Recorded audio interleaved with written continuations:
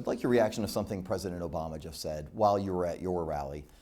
He was speaking to the press. He labeled you as unfit to be president. He said you're woefully unprepared and without a basic knowledge of some of the critical issues. Your reaction? Well, he's a terrible president. He'll probably go down as the worst president in the history of our country. He's been a total disaster. Does it bother you at all to hear a president say No, something I think like it just means he's concerned that I'm going to win. I'm curious what your take is now that a few days have gone by over this discussion regarding the Khan family. Even if you're certain that you're right and that they're wrong, do you regret at all engaging in this back and forth with the Khans? I don't regret anything. I said nice things about the son, and I feel that very strongly. But of course, I was hit very hard from the stage, and you know, it's just one of those things. But I don't regret anything. Crooked Hillary Clinton is a joke. Weak, ineffective. She's the devil. You think the name calling ever goes too far? No, I don't think so. I think look, it is what it is.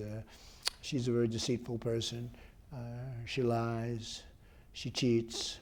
No, I don't think that's too far at all. And I'm afraid the election's going to be rigged. I have to be honest.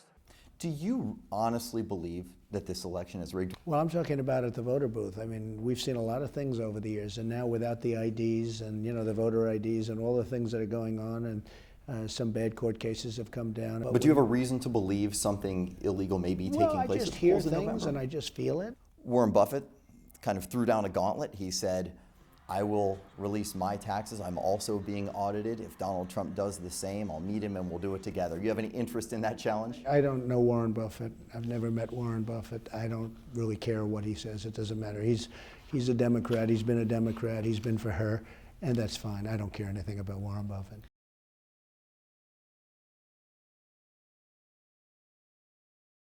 You joked that you were not the main event. And John Kasich's name had come out there, and supposedly he was offered a deal where he would be handling all foreign and domestic policy. Are you going to be handling foreign and domestic policy in a Trump-Pence White House? If I have the privilege of being vice president for him, we'll serve in such a way as the president determines. Do you think that'll fall mostly in your lap, though? Well, I think my experience in Congress, where I served on the Foreign Affairs Committee, the Judiciary Committee, I think my experience as governor of the state of Indiana played a role in his decision to ask me to serve in this capacity. Talk about race relations. Right now, we're in a situation where there's great distrust. If you make your way into the White House, not just with grand speeches, but what do you tangibly do that will improve that situation? Well, obviously, our hearts break anytime there's a loss of life as a result of police action. But Donald Trump and I don't believe that we have to choose between accountability and support for our law enforcement. Are you in favor of stop and frisk?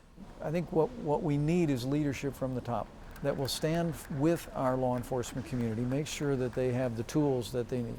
Let's talk about the debates coming up. You said that Donald Trump demonstrated restraint. Do you think this next debate will be more civil than what we saw in New York? I'm looking forward to the opportunity to take to the stage with Senator King and talk about Donald Trump's vision for this country, but also talk about the choice that the American people face.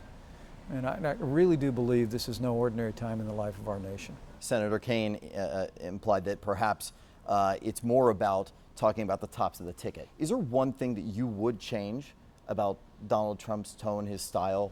Donald Trump has made a connection with the American people like no one I've seen on the national stage since Ronald Reagan.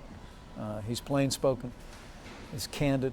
I'm looking forward to the opportunity to be on the stage to talk about that vision, to talk about the man and the message, but also to talk about the choice.